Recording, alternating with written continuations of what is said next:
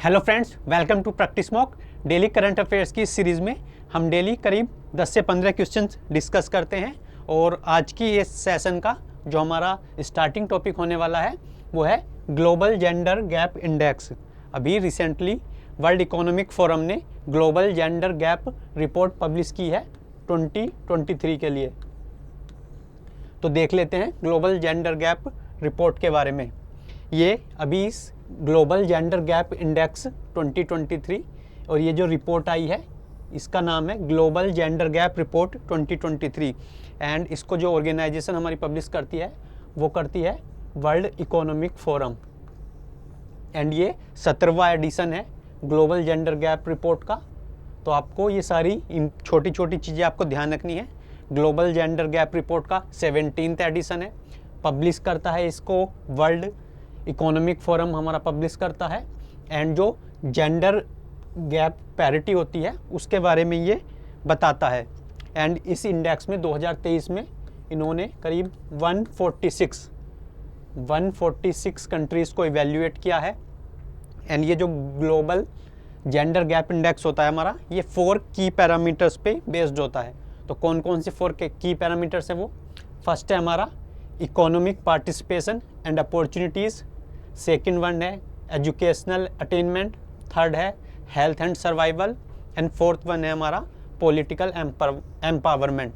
तो आपको चारों इंडिकेटर्स भी ध्यान रखने हैं। एग्जाम्स में कई बार पूछ लेता है कि बताओ which of the following is a key parameter of global gender gap index, या इनमें से कौन सा पैरामीटर नहीं है ग्लोबल जेंडर गैप इंडेक्स का।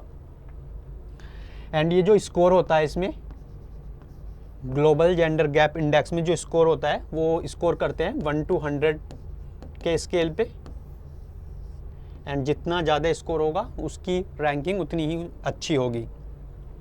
एंड ये रिपोर्ट इस साल बोलती है कि अगर जिस तरह से हम ग्रोथ कर रहे हैं, जिस तरीके से जो गैप पैरिटी है उसको कम कर रहे हैं, अगर इसी पेस पे करेंगे तो हम 131 ईयर्स लगेंगे हमको फुल पैरिटी के लिए।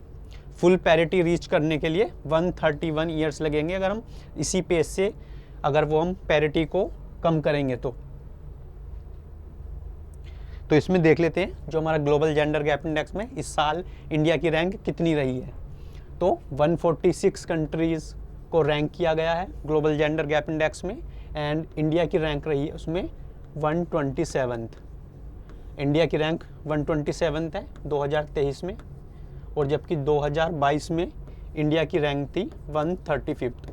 आपको इस साल की रैंक भी याद रखनी है इंडिया की एंड लास्ट ईयर की भी याद रखनी है, क्योंकि आजकल जो न्यूज़ होती है उससे रिलेटेड पुराने क्वेश्चंस भी पूछ लेते हैं। ज़रूरी नहीं कि वो एग्जामिनर आपसे 2023 की ही रैंक पूछे, हो सकता है वो आपसे पिछले लास्ट ईयर की रैंक पूछ ले या पूछ ले कि इंडिया ने कितना इम्प्रूवमेंट किया है। तो 2022 में इंडिया की रैंक थी 135th, 2023 में इंडिया की रैंक है 127th out of 146 countries.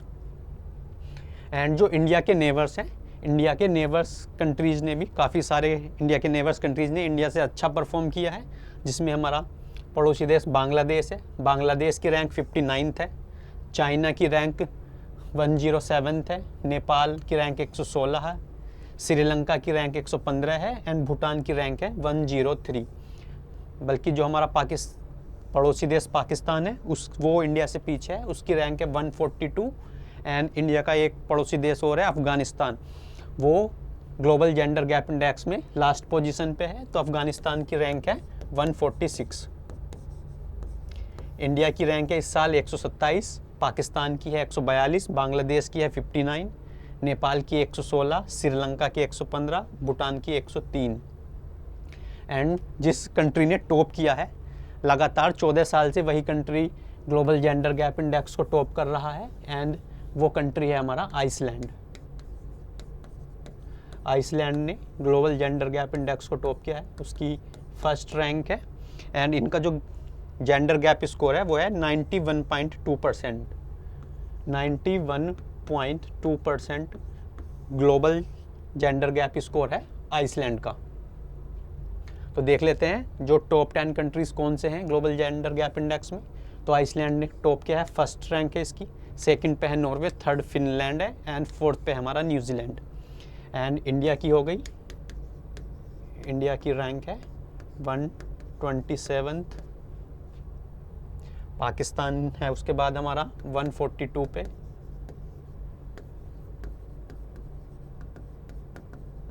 And last में है 146 रैंक है अफगानिस्तान की। तो ग्लोबल जेंडर गैप रिपोर्ट जो पब्लिश करता है वो पब्लिश करता है world economic forum. 17th edition publish हुआ है उसका। इंडिया की रैंक 127 है। लास्ट पोजीशन है अफगानिस्तान की एंड टॉप किया है आइसलैंड ने। एंड 4 की पैरामीटर्स पे ये global gender gap index based होता है।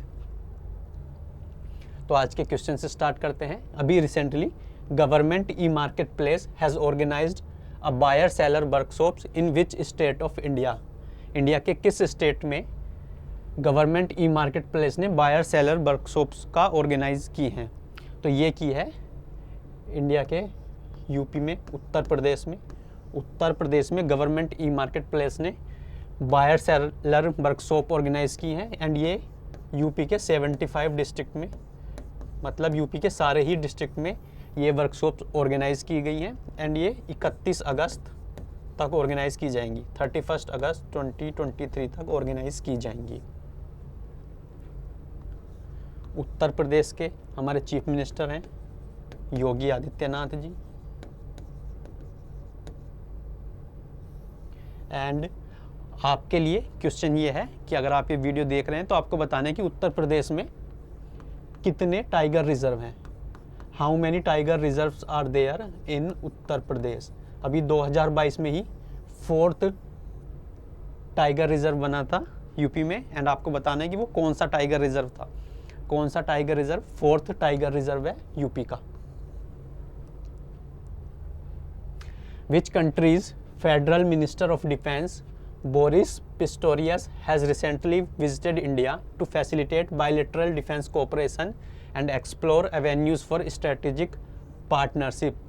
किस कंट्री के federal minister of defence Boris Pistorius Bharat आए थे? अभी इन्होंने भारत की विजिट की। तो ये हैं जर्मनी के। Germany's federal minister of defence Boris Pistorius अभी भारत दौरे पे आए थे। तो हमारा आंसर हो जाएगा ऑप्शन से जर्मनी। एंड जर्मनी की कैपिटल है Berlin.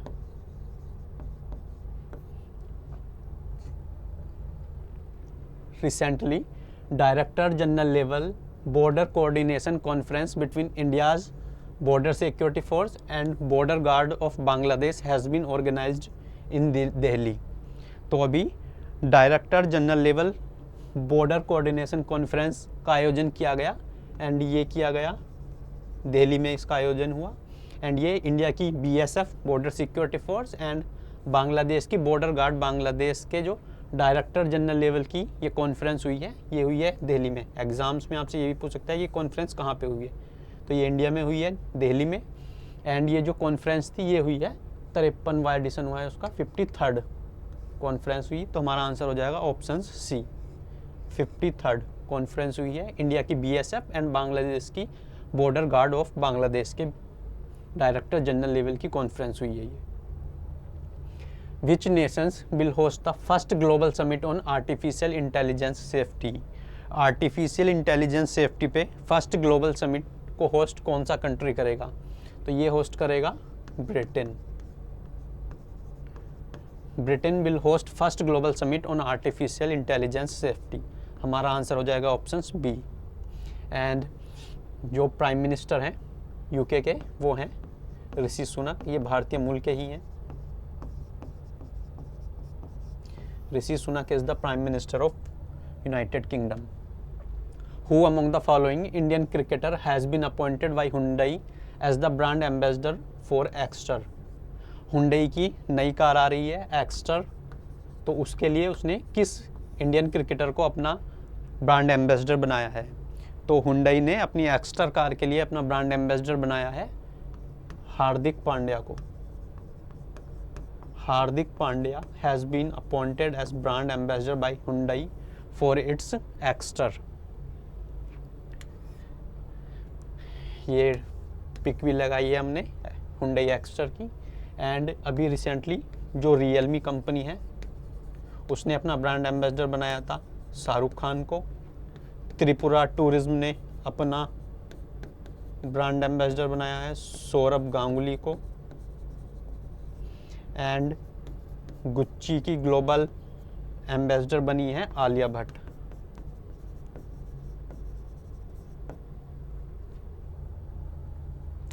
Who has become the new chairman of TransUnion CIBIL. TransUnion CIBIL के नए चेयरमैन कौन अपॉइंट किए गए हैं? तो ये अपॉइंट किए गए हैं B Anand Raman. B Anand Raman has become the new chairman of TransUnion CIBIL. And ये जो ट्रांस यूनियन सिविल है, इसका जो हेडक्वार्टर है वो है मुंबई शहर में। इंडिया की जो फाइनेंशियल कैपिटल है मुंबई, महाराष्ट्र, वहाँ पे हेडक्वार्टर है ट्रांस यूनियन सिविल का। ये ऑर्गेनाइजेशन इस्टेब्लिश हुई थी ईयर 2000 में। एंड इसके जो मैनेजिंग डायरेक्टर हैं वो हैं Rajesh Kumar. Rajesh Kumar is the managing director. And नए चेयरमैन बने हैं ट्रांस यूनियन सिविल के B Anand Raman. Reliance industries limited has been ranked at which position in the 2023 edition of the global 2000 list of public companies published by Forbes.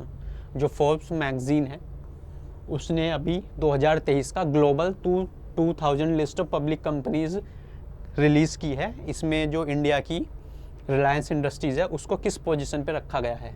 तो India की इस list में India की 55 companies 55 companies आई हैं इस लिस्ट में। And जो रिलायंस है, जिसके रिलायंस इंडस्ट्रीज जिसके चेयरमैन है मुकेश अंबानी, उसकी जो पोजीशन है इस लिस्ट में वो है 45। तो फोर्ब्स की global 2000 list of public companies में रिलायंस इंडस्ट्रीज़ की पोजीशन है 45। एंड इस लिस्ट में इंडिया की 55 कंपनीज सम्मिलित की गई हैं। तो हमारा इस क्वेश्चन का आंसर हो जाएगा ऑप्शन सी। एंड और भी चीज़ें देख लेते हैं इस रिपोर्ट के बारे में।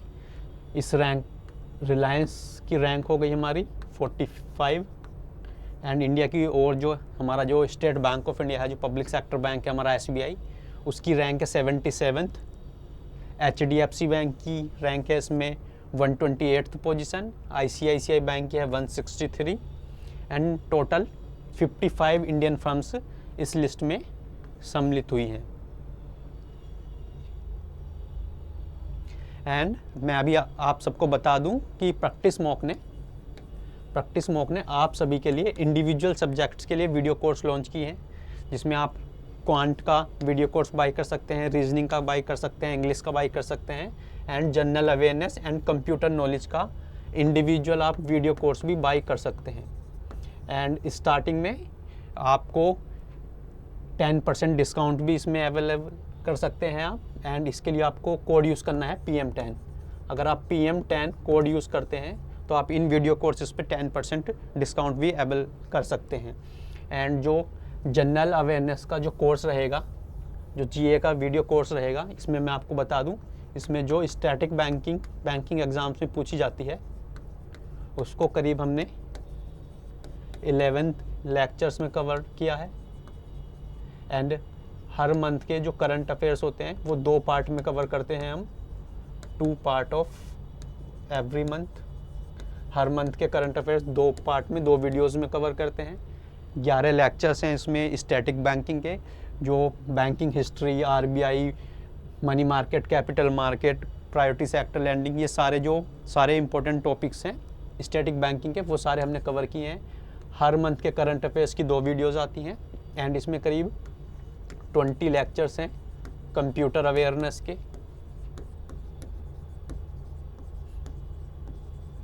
तो अगर आप ये कोर्स बाय करना चाहते हैं तो आप PM10 कोड यूज़ करके 10% डिस्काउंट भी अवेल कर सकते हैं। कोड आपको यूज़ करना है PM10। तो आज की इस वीडियो में बस इतना ही। मिलते हैं नेक्स्ट लेक्चर में। Thanks for watching practice mock.